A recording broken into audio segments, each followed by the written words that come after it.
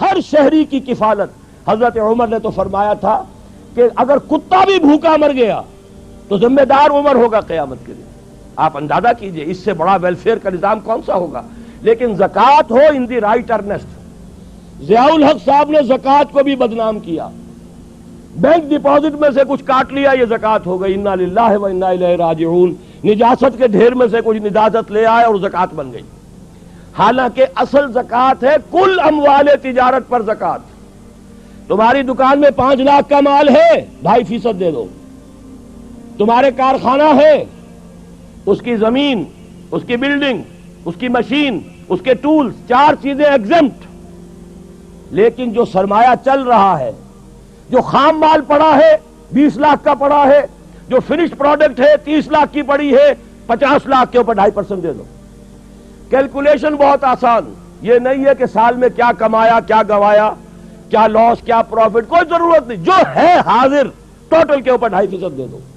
یہ کہلاتے ہیں اموال ظاہرہ. اموال باطنہ وہ ہوتے ہیں جو آپ کے ہاں کوئی گھر میں کوئی زیور پر رکھا ہے, کوئی کیش رکھا ہوا ہے. اس کی زبردستی نہیں لیتی اسلامی ریاست. اسلامی ریاست اموال باطنہ کی زکوٰۃ میں لوگوں کو آزاد چھوڑ دیتی ہے. چاہے تو وہ ریاست کو دے, چاہے اپنے طور پر دے دیں. ورنہ تو یہ کہ گھر گھر جا کر صندوقوں کی تلاشی لینی پڑے گی.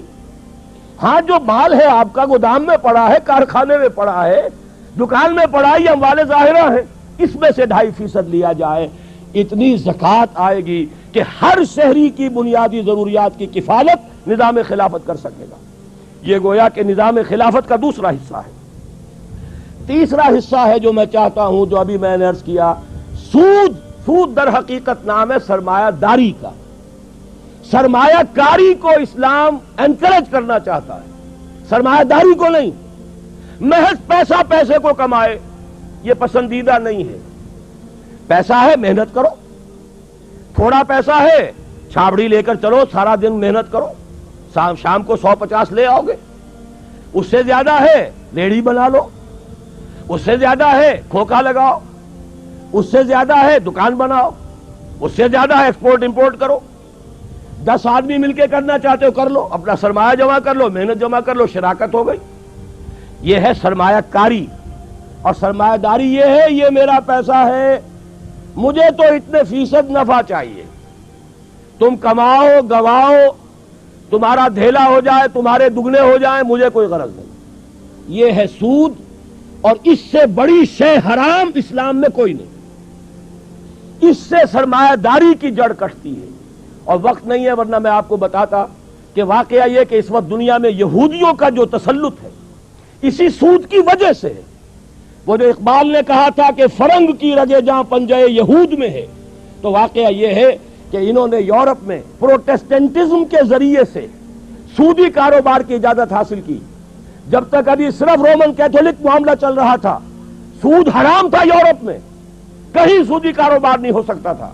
یہ بھی میں لکھ چکا ہوں اپنے مضامین میں, اور وہ کتاب اب چھپ بھی جائے گی. لیکن انہوں نے در حقیقت مسلمانوں کے ذریعے سے یورپ میں نقب لگائی. انہوں نے ہسپانیہ کو اپنا بیس بنایا. مسلمانوں کی سرپرستی تھی انہیں جو حاصل ہوئی, اور اس کے ذریعے سے انہوں نے یورپ کے اندر لبرلزم کے نام سے جہاں اور بہت سی چیزیں جو ان کا آغاز کرایا, وہیں اس معیشت کے اندر بھی سود کا آغاز کرایا. اور اس کے ذریعے سے وہ اس درجے ان کی اکانومی کے اوپر قابض ہو چکے ہیں کہ علامہ اقبال اس صدی کے شروع میں گئے تھے انگلینڈ اور جرمنی, اور وہاں وہ دیکھ آئے تھے کہ فرنگ کی رگے جہاں پنجے یہود میں ہے, اور آج پوری دنیا کا جو مالیاتی نظام ہے ان کے ہاتھ میں ہے.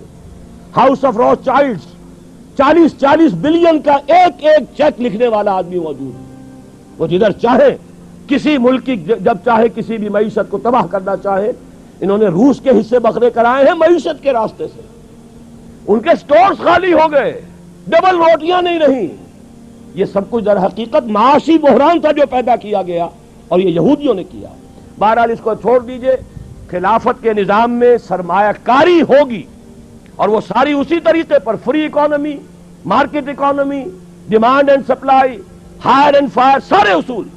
سود حرام, جوا حرام. ان 2 چیزوں کی حرمت کے ساتھ آپ جدید اکانومی کو جس طرح چاہے شامل کر لیں, وہ اسلام کا نظام معیشت ہوگا.